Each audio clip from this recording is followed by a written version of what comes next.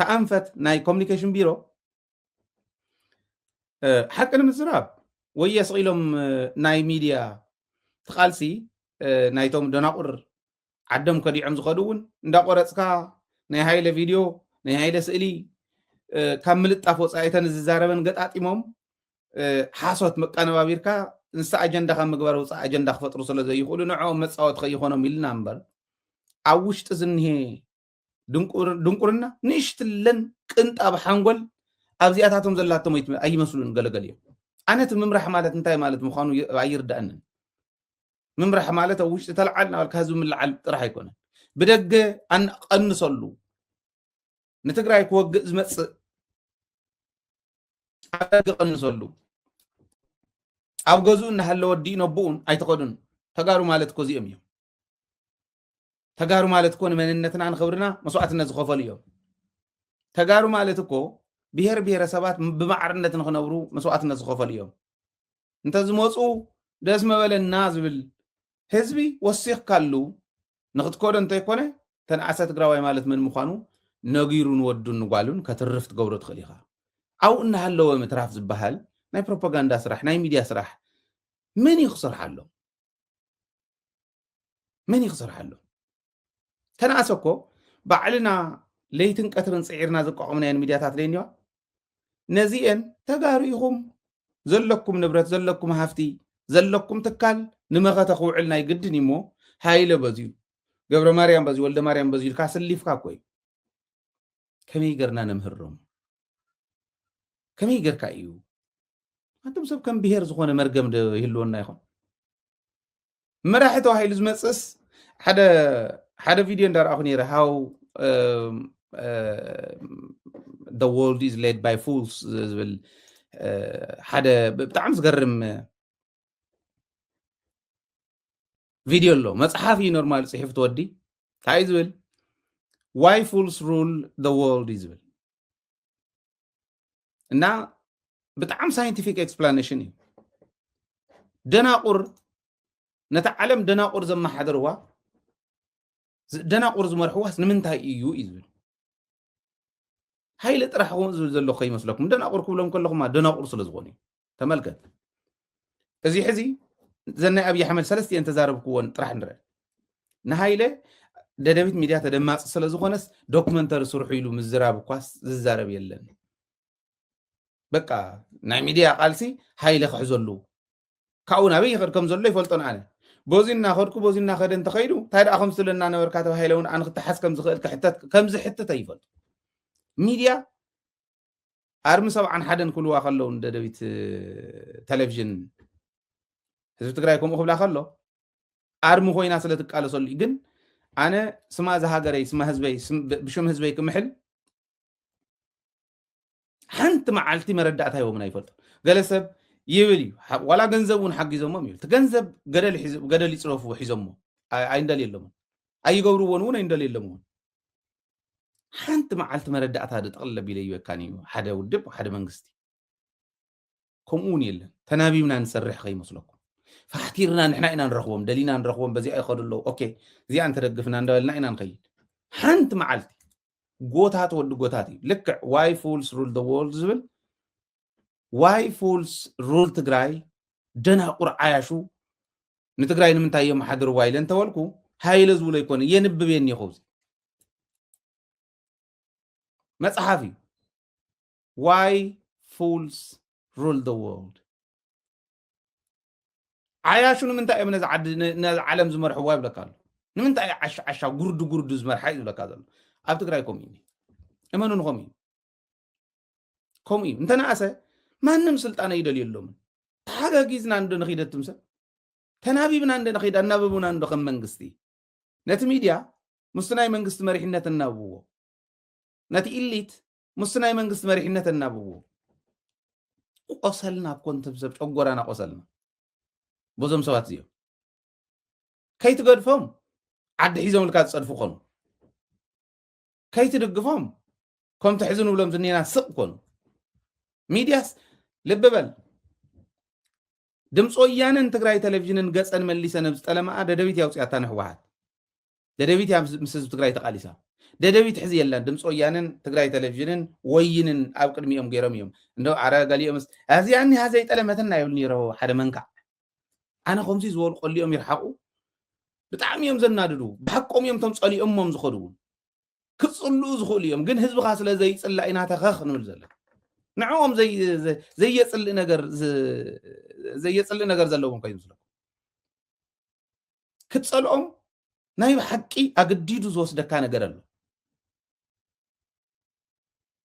ከምዚ ዝበለ ጉድ ይገጢምናኒ እዚኣቶም ንምንታይ ኣብ ሚድያ ዘየፍረዩ ይብል ገለገለ ምስ ሕወሓታውያን ኮይኖም ዘለዓለሞም ዝመፁ ሚድያታት ሕወሓት ዝኾነ ጠንቀስቀስ ክትብል ከላ ህልም በዚ ገይሮም ሙሽከት ኢሎም ይኸዱ ጋዜጠኛታት እውን ከምኡ ንሕና ኢና ንሕወሓት ጌርናያ ነርና ከዓ ይብል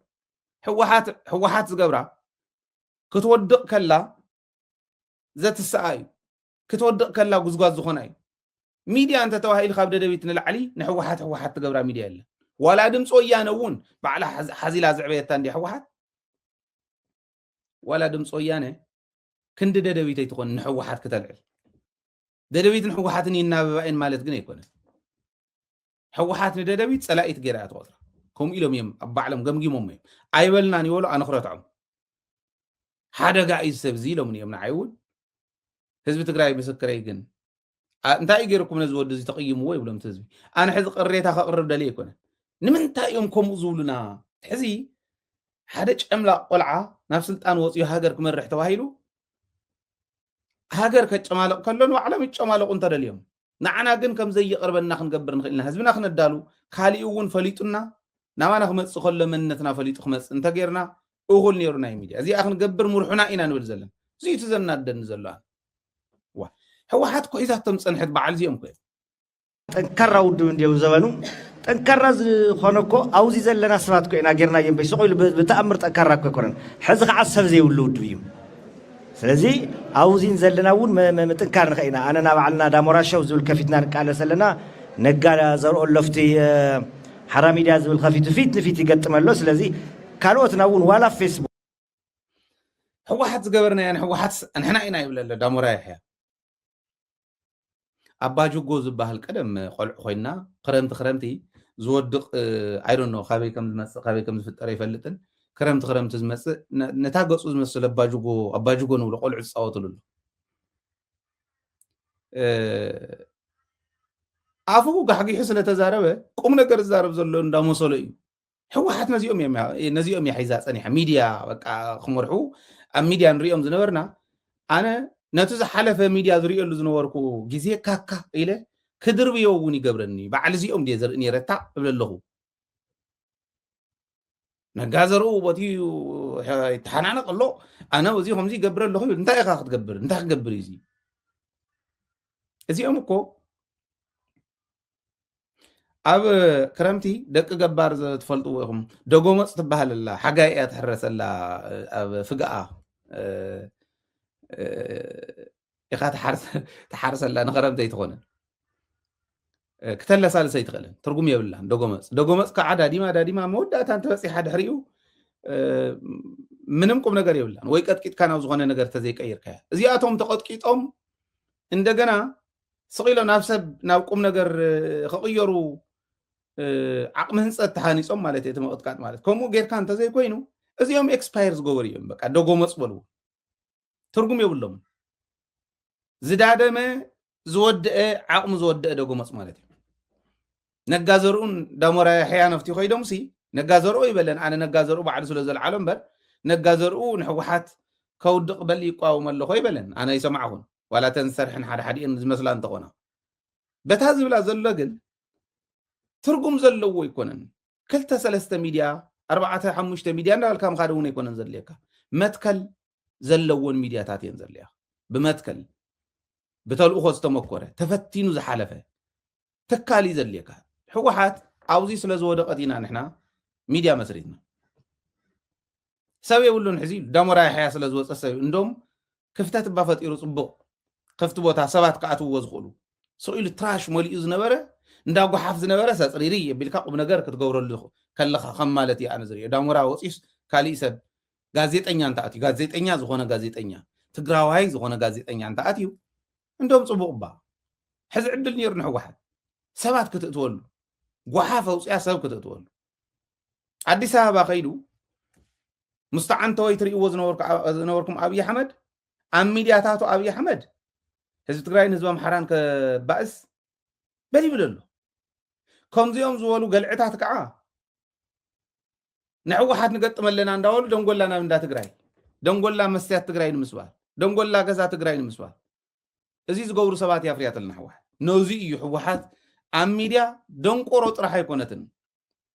ናይ ደንቆሮ እውን ደንቆሮ እያ ሕወሓት ኣብ ሚድያ እዚ ዝበሉ ክብሉ ክእል እዮም ዝበልካ ክትብል ትኽእል ኢኻ ኣፍንጫኻ ንኸስኹም እዚ ክብል ከለኹ እንድሕር ኮሪኻ ኣስተኻኽላ ምኸር ከምቲ ሃይለ ዝብሎ ዘሎ ወይ ገስፅ ወይ ከዓ ምኸር ነስተኻኽላ እንቱም ሰብ ኣብ ሚድያ ደናቑር እዮም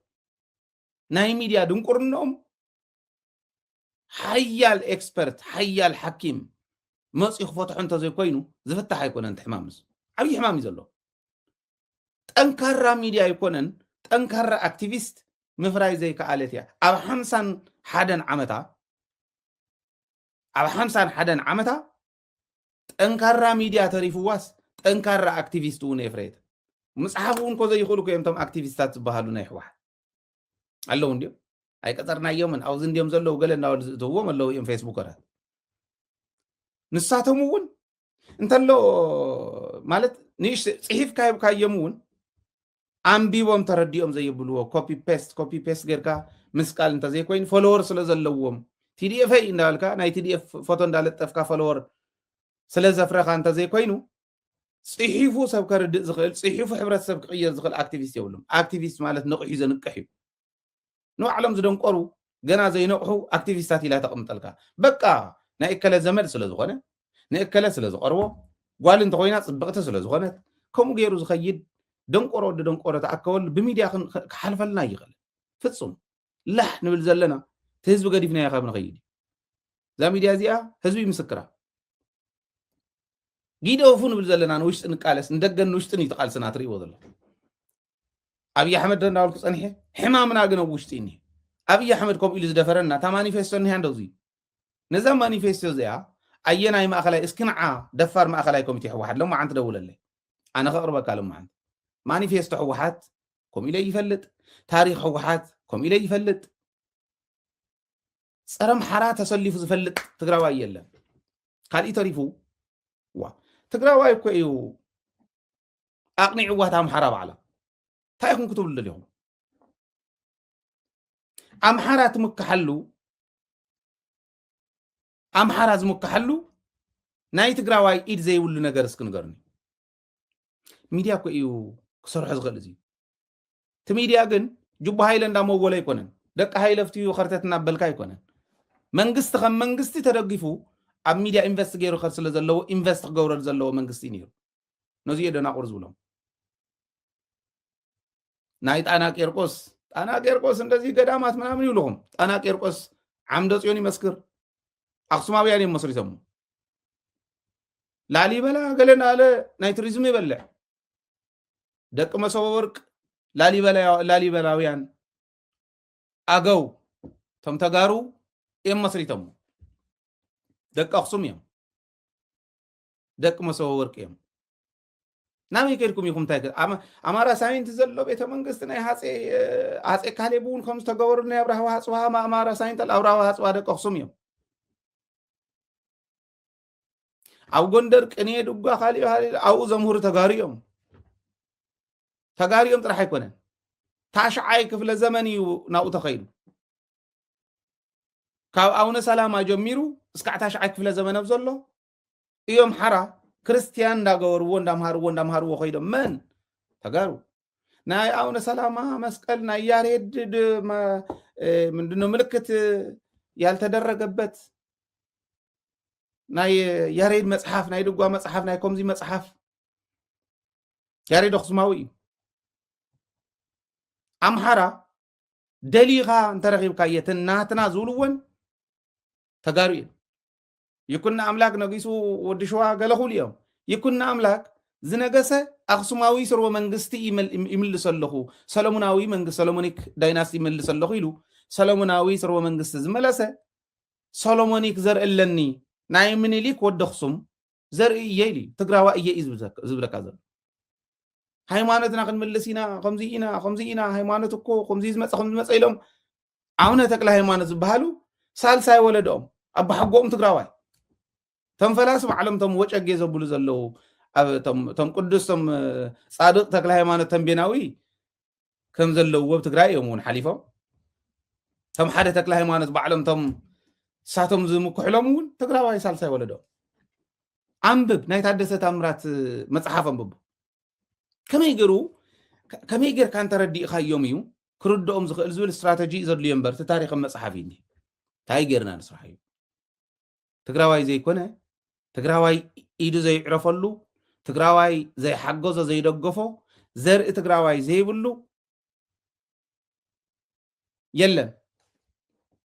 የለን ኣብቲ ከባቢ ወይ ተዋሊድ እዩ ምስ ተጋሩ ወይ ተጋሩ እዮም ሰብ ገይሮም ግን ታሪክ ናይ ንየ ንግደፎ ኣብ ጉድጓድ ዝወልድ ዝነበረ ፈቆዶ ጫካ ዝኸይድ ዝነበረ ከንፈሩ ዘልዚሉ ጫማ ዘይብሉ ቆፅሊ ግልድም ገይሩ ዝኸይድ ዝነበረ ሓኪም ወሊዱ ሞጀል ይኽነቅስ ዝውዕል ዝነበረ ሓኪም ተመራማራይ ወሊዱ መን ድዩ ሓትና እኮ እዮም ተጋሩ እኮ እዮም ወለድና እኮ እዮም ፈቆዶ ጎቦን ሽንጥሮን ተሪፎም ታሪክ እዚ እውን እኮ ይሰርሕና እዩ በዓል ፀጋይ በርሀ ናይ ኢዶም ወይስኣን ፀጋይ በርሀ ዝመርሑ ነይሩ ህዝቢ ይፍለጦ እዚ ቅርሾ ውፅኢና ኢና ኩልና ታሪክ ክፅሓፍ ናይ ሕወሓት ተባሂሉ ኣነውፅየ ኣወፅየ ናይ ሕወሓት ታሪክ ክፅሓፍ ተባሂሉ ኣውፂኹም ኢኹም ኣባላት ሕወሓት ግፀኛ ኣባል ዘበለ ኩሉ ኣውፅእ ሰው ሃፍቲ እውን ኣውፅዮም እየ ተን ገንዘብ ወሲዶምን ክንደይ ከም ዝኣከቦ ይፈልጥን እስካዕ 500 ሚልዮን ክእከብ ተባሂሉ ከም ዝነበረ ግን ፈልጥ እየ ክንደይ ከም ዝኣከቡ ማለት ጌጋ መረዳእታ ክሕልፈ ይደሊ ኣኪቦም ኣበለዋ ተን ቅርሻ እዚ ታሪክ ክፅሓፍ ተባሂሉ ይተኣኪቡ ግን መን ቀዲምዎም ብኣዴን ቀዲሞም የብኣዴን ታሪክ ዝብል ኣነ ተፀዊዕ ተዓዲመ ተሳቲፈሉ የብኣዴን ታሪክ ዝብል ተመፅሓፉን አንቢበየ ሕርር ኢለ ሓዚሎም ባባይሎም ጡጦ እንዳጥዎ ኣዲስ ኣበባ ዝእተውዎም በዓል ኣበባው ኣዋብ ታደሰ የብኣዴን ታሪክ ኢሎም ታሪክ ሕወሓት መንገዲ በቃ ዝነበረ ኩሉ ናይ ደርጊ ሰራዊት ባዕሎም ከም ዝወድእዎም ሲሎም ታሪክ ቃልሲ ወለድና ኣብ ናይ ብኣዴን ታሪክ ዝብል መጽሓፍ ክትረኽቡ እዮም ሕወሓት ከ ተንቅርሾ ሒጦም መንከፍ ኣይንገድፈኩምን እዩ ዝጠራጠሩ ፀገምና እዚ ኣብይ ኣሕመድ ሕዝቢ መፅኡ ተጋሩስ ኣምሓሩ ከም ፀላእ ፈርጆም ነይሮም እንተበለ ሕወሓት ይኹን ካሊእ ይኹን ተጋሩ እንዲኦም ሕወሓት እውን ኣይፈረጀትን ካሊእ ናይ ትግራዋይ ውድብ እውን ኣይፈረጀን ፍጹም አይፈረጀን አምሓራ ከም አምሓራ ተፈርጅሉ ዝነበረሉ ጊዜ የለን አምጻዮ ታሪክ ከም ዝበለ አቤሉ ታማኒፌስቶ ናይ 1968 እዮም ዝገልጹ ኣብዚኣ እኒሃ የላን ከም ዝብል የለን ስለዚ እዚ እንተ ተሰሪሑሉ ትጸገመ በእኒ እንተልኩም ንዓይ ከም ሃይለ እንተ ሓቲትኩም ግን ኣብ ሕወሓት ውሽጢ እዩ ኣብ ኢሊት ትግራይ ውሽጢ እዩ ሕወሓት ክብል ከለኹ ሕወሓት ጥራሕ ኣይኮነን እቲ ኢሊት ካብ ሕወሓት ወፃእ ዘሎ ኢሊት እውን ሓፈሻዊ ኢሊት ትግራይ ቤተ ክህነት ይሃሉ ኣብ ናይ ቁጠባ ይሃሉ ኣብ ኣካዳሚያ ይሃሉ ኣብ ሳይንስ ኣካዳሚያ ይሃሉ ኣብ ሚሊተሪ ይሃሉ ኣብ ፖለቲካ ይሃሉ ብዘየገድስ ኢሊት ትግራይ ስለ ዝሓመቐ እዩ ሕወሓት ከዓ ብፍላይ በዓል እዚኦም ሒዛትልና ትፀንሕ ሚድያ ድምፂ ወያነን ትግራይ ቴሌቪዥንን ሒዛትልና ትፀንሕ ሙነተን ዘድሕንኣ ሚድያ ንበዓል ደደቢት እውን ኣብ ክንዲ ምድጋፍ ክወድቃላ ትደሊ እዚ ሕማም ህዝቢ ትግራይ በቢ ዘለዎ ኮይኑ እዚኣ ሕማምና እንተዘይሉ ክቕፅሉ እዮም ሳቶም ክቕፅሉ እዮም